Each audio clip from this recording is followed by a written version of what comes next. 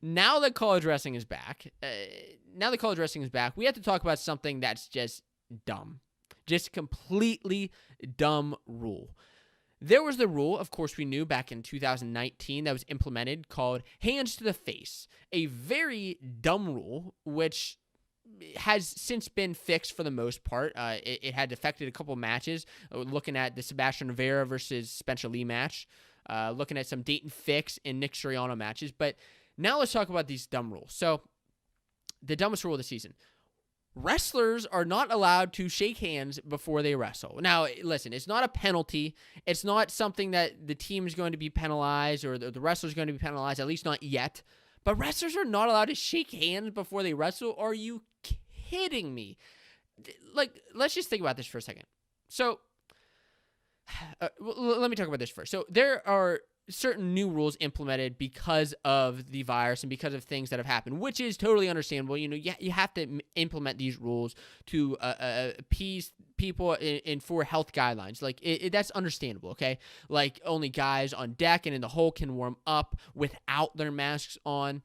Referees are not allowed to touch the wrestlers, minimizing the points of contact. There are just certain things going on, right, that are understandable. But the not shaking hands, so this comes from a recent NCAA playbook talking about the COVID procedures and protocols. I'll actually have it linked up down below in the description if you're interested in checking out further in detail. It's like a 40, 50-page document that changes every single month. So at the start of each bout, wrestlers will come out to the center of the mat, acknowledge each other with a nod, or by knuckling without touching. So they essentially have to go like that, or, you know, they can't touch each other. They can't shake hands. So this is the same at the beginning of the match and the end of the match. So after the match is over, they cannot shake hands. They're not allowed.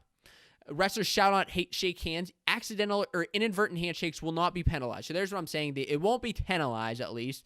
Thank goodness.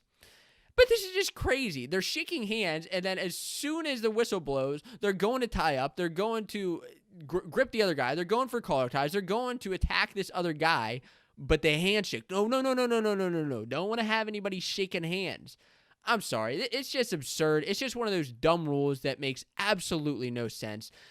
Like, the things off the mat, I'm okay with, okay? But the no handshaking. Now, listen, watching wrestling this weekend, almost every match I watched, the guys shook hands. You know, that's not what's going through their head. They're not going through their head. They're not going out there and like, oh, don't want to shake this guy's hand. Don't want to shake this guy's hand. Like, if that's going through their head, they need to get their priorities straight now, right? They're going out there. I want to wrestle this guy. It's been in their blood since they were a child to shake hands. That's a form of being a classy wrestler, a sportsmanship, and shaking guys' hands before and after the match. Listen, I understand it's things that we're going to have to get used to, but it's kind of silly to me. If you like this clip and are looking for more wrestling news and discussion, I recommend that you check out the full Fanco Wrestling Show podcast, which is live on this YouTube channel every single week. You can click here to subscribe to be notified of new and upcoming videos, or you can check out the Fanco Wrestling Show on your favorite podcasting platform to listen on the go. Stop stalling and start listening today.